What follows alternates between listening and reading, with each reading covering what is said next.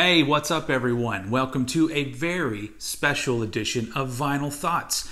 It's special because today we are celebrating the 30th anniversary of one of my favorite albums of all time from one of my favorite bands of all time, Persistence of Time from Anthrax. And today in the mail, as you can see here, I actually got the 30th anniversary edition of Persistence of Time delivered today, on the day it was supposed to be delivered, on the anniversary of this album. So I thought, fuck it, I gotta do a video, an unboxing video. I've never done one of those before, but I'm really excited to take a look at this. So let's do it. I'm just gonna dig into this shit.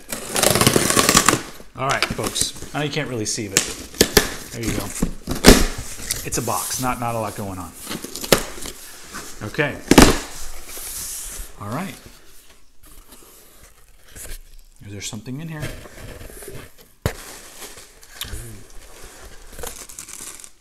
Okay, all right. Ooh, look at that. Look at this. So this is, look, and it's got the updated cover that was apparently the original intention of the album.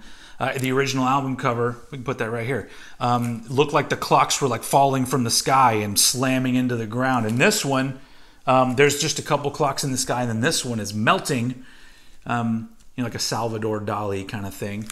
Awesome. So there you go. The back, same back artwork as the original version. Oh my God! And there's a lot of shit in here. Let's tear into this really quick.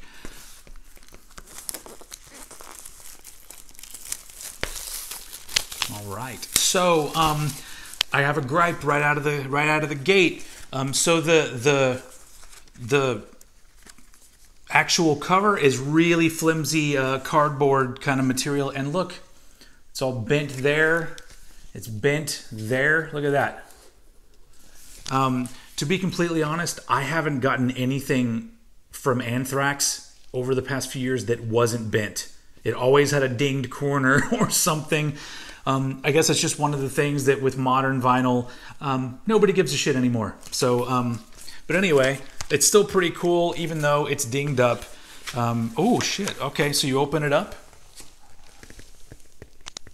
It's all of this shit on the inside. There's a Kerrang magazine cover I can see there. Ooh, this is a Rip magazine one. I have that one. So a whole bunch of photos, magazine covers, and other shit. On the inside fold. All right, let's take the vinyl out here. Let's see what we got. So we have a lyric sheet, which is this was the inner sleeve of the vinyl, because the vinyl I have is just one vinyl, and then this is the inner sleeve of that. Oh, I forgot that these were colored. Holy shit. Okay, so oh my goodness, look at that. Look at that. Oh, shit. Totally makes me already forget about the dings on the on the cover. But that is pretty sweet. So record A, you've got basically the first side of the album, the original first side of the album. Let's go here. So then this one, I guess, is going to be the other half of the album. Oh man. Yeah, these are very cool. And then you get the updated cover artwork on the label right there. That's pretty sweet. So yeah, this one goes all the way through Discharge. So this is the original album, which I'm assuming they remastered. We'll have to see what that actually sounds like.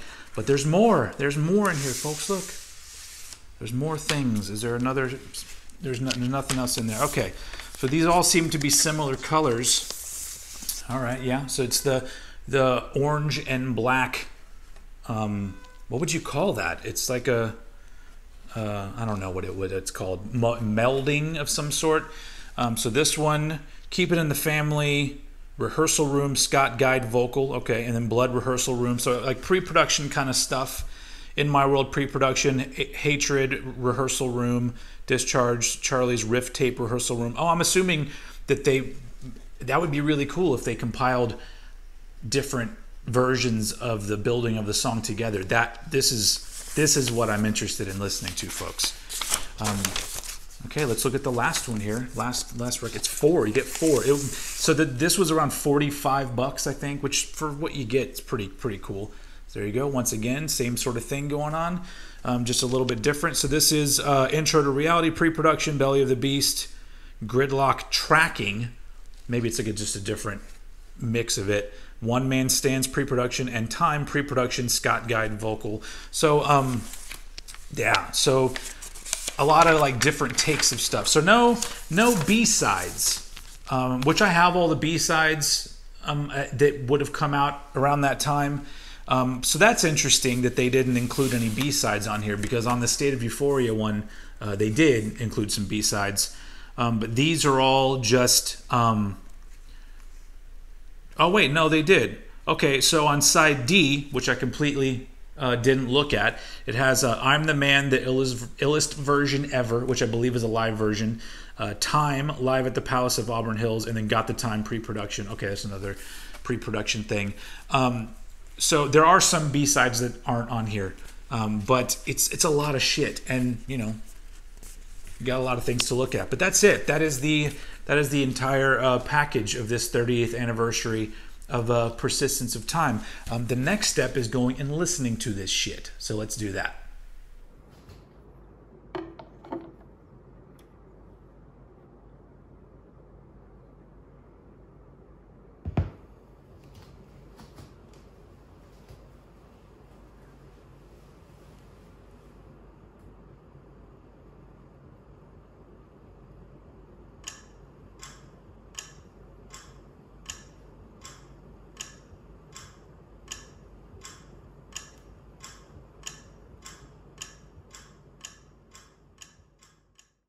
Okay, so just finished listening to this monstrosity.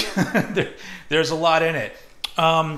First thing I did, because I'm such a total dork, is I went and played the song Time, the first track off of the album from the original vinyl version, and then I played this, the remaster. And normally remasters are kind of lame. Like, they're unnecessary and they don't really add anything to the fucking recording besides making them louder. In this particular case, it does make it louder, and it does kick up the treble in a way that I'm like, it doesn't necessarily need to be kicked up like that. But overall, I heard kind of a more open sound almost. Like, it felt a little more open than the original mastering version of the album. And I don't know exactly what goes into that. I'm not a genius when it comes to these things. I just know what my ears hear and what I like. And so that was cool. The remastering's fine. If they hadn't done it, I wouldn't have cared one way or the other, because I'm going to continue to listen to my old school version anyway. But it sounds really good. And the one thing that I want to bring up, kudos to the manufacturer of these vinyls. I bitch a lot about modern vinyl and how you always get it with issues. Now, obviously, the cover ended up having an issue, but the vinyl itself, none of the 4 vinyls were warped or had holes drilled off center, and you can see that because you'll either see the record moving or the off-center holes. You'll see your stylus going like this while it's playing, and sometimes you'll hear the sound go, and it's annoying as fuck. None of these had that. That's fucking great. That alone is worth the price to me. So anyway, let's talk about what's on here. So obviously you have the album, but then you have a whole bunch of extra shit. So you have the I'm the Man illest version, which is on this guy right here, and it's a live recording where they do a little bit of Bring the Noise with Scott doing the vocals, and it's cool. It's a fun version. And then there's a version of Time on this, which is from the Live at the Palace of Auburn Hills. I don't think I've heard this one before. It seemed like Time ended up being a song that fell off of the rotation pretty quickly. They would play like the beginning of Time, and then they would go into NFL or something else. But hearing them play Time all the way through, and Joey sounds fucking great on this recording. It's not the best live recording in the world, but it really gives you an idea of how tight these motherfuckers were. All of those bands around, all of the thrash bands, the big four, if you want to call them, around this time, they were all firing on all cylinders, and it's a good example of that.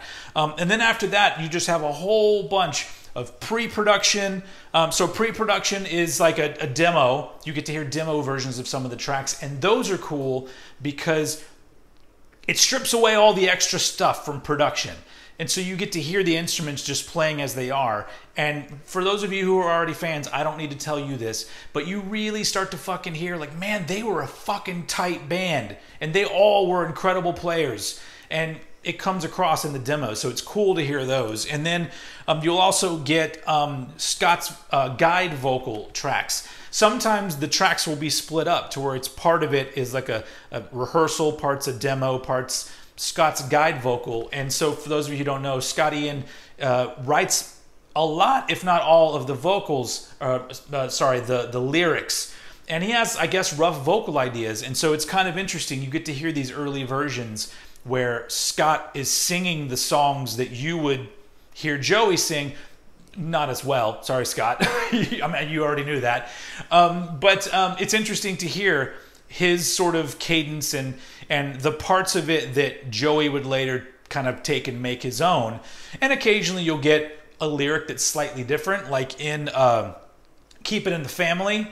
Instead of one of the times that he says you can't keep it in the family, he says death will be your penalty, which is, it's good they changed that. It's kind of a weak lyric. But yeah, so there's all of those, rehearsal room, the Scott's vocal guides for several different tracks. You get to hear the different versions. You even get to hear Charlie's riff takes, which is because Charlie is a guy that writes a lot of the guitar riffs for the songs, which is funny because he's the drummer. But it's interesting how certain bands work together, and you get to hear how it happens here. So you'll hear Charlie playing the riff that would later become the songs that you know and love. And for somebody like me, that I've been listening to this album since probably late 90, early 91, I know these songs so well that hearing these parts stripped out, it's just so interesting, and it really brings out, like, man, these riffs were fucking great. These songs are fucking great. It's just a great album. Also, a little added bonus that isn't mentioned anywhere on the back of this record, I believe it's after the I'm the Man track, there's like a little short interview with Charlie and Scott that sounds like it's more recent, and they talk about where their headspace when they were writing Persistence of Time and how it differed from State of Euphoria and how it ended up leading to what they would do with Sound of White Noise. So that's pretty interesting. So that's essentially all you got. You've got all these different sort of versions. Oh, you also have Gridlock, the tracking version, which tracking in this particular case, I'm assuming it's just Charlie's drums. Like you hear a scratch guitar playing in the background, which I'm assuming is Scott, and then you get Charlie's drums taken out on their own, which once again shines a huge fucking light on how fucking great of a drummer Charlie was and is. So there you go. Like, overall, it's a pretty cool little package. There you go. I mean, we already looked at that earlier. Oh, by the way, like I brought up my magazine. This is the Rip magazine Anthrax special issue, all about Anthrax. Clearly, I'm an Anthrax fan. For those of you who haven't watched my Anthrax collection video, at the end of this, I'll have it tag on to the end, and you can go and look at all the shit that I have. This is just 2 things from my collection.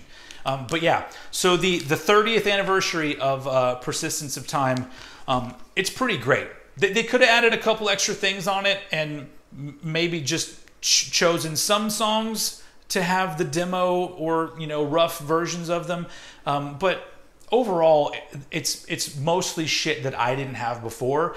I just actually checked, and if you're not a person that buys vinyl, I don't know about Spotify, but on Apple Music they released all of the extra shit that's on this for you to listen to. You don't have to get the vinyl, so go out and listen to it. So that's really all I got to say.